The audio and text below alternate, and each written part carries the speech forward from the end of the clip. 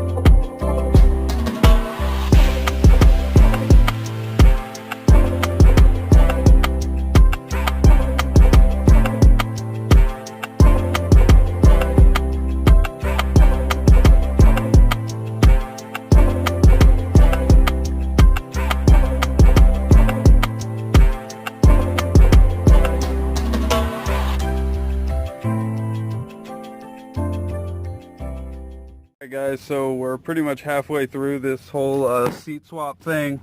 I just wanted to talk with you briefly. If you're doing this on your truck, I feel like this is pretty common with these trucks because these benches go bad, and honestly, you can find them cheap enough. I paid $40 for this seat and the driver's seat and everything. I made the mistake of not taking the bolts and stuff. The guy already had it taken apart, and I guess they got misplaced or taken. I don't know.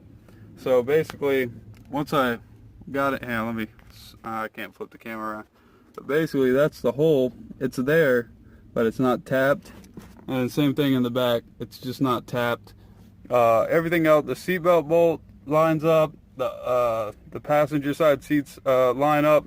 But the bolts they provide you with, they don't. Hang on. This is one of the bolts that go in the front and the back. They're all the same length. It's just not long enough to go over the thickness of the bracket, so it's just not long enough. So I gotta go I'm gonna go to Home Depot and then probably Ace Hardware and try to get maybe just some regular bolts. I'm definitely getting regular bolts for this. On this one, on this back bolt here, I can see straight through to the ground, and then I think the transmission is right here.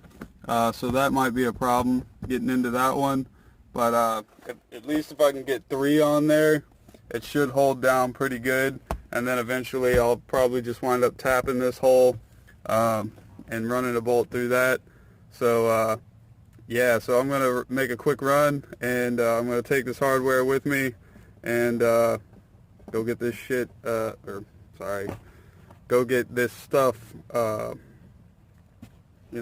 go get the hardware for this stuff. So, alright.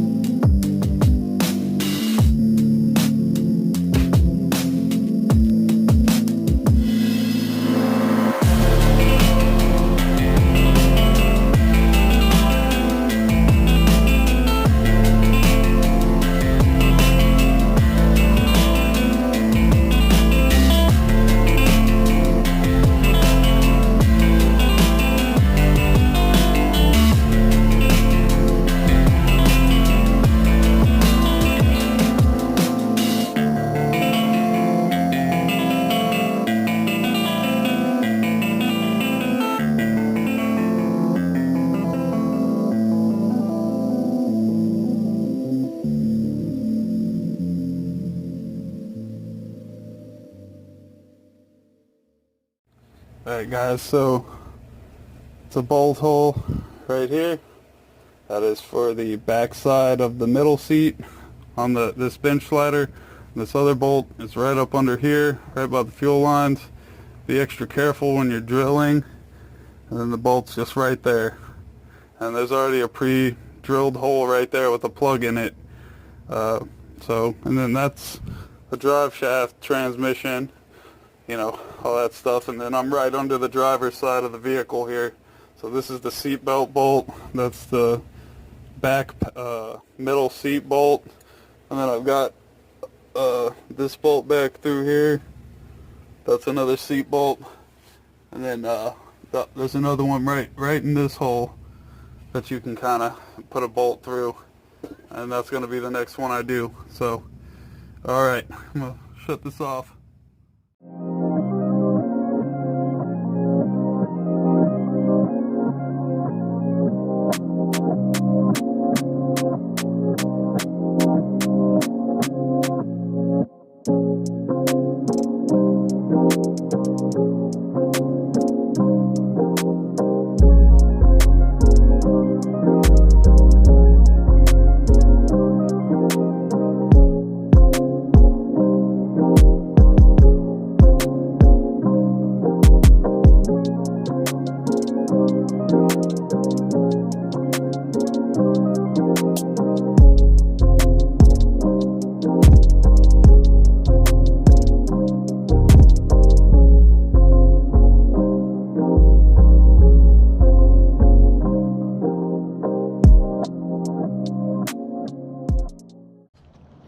Alright guys, finally got this last bolt in.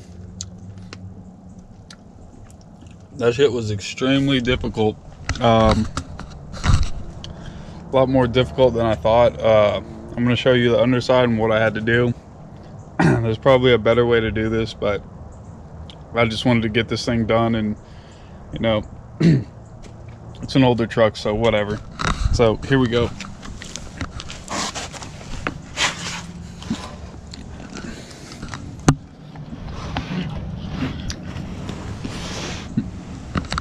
So where you see that wrench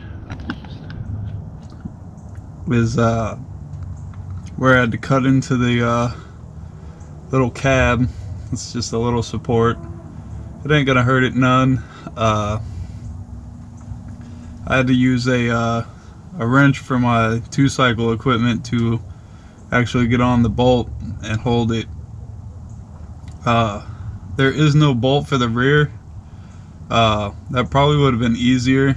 So if you're doing this, maybe just do the rear bracket. I'm not even going to do that. I already got the other 2 bolts in, and that's the 3rd one.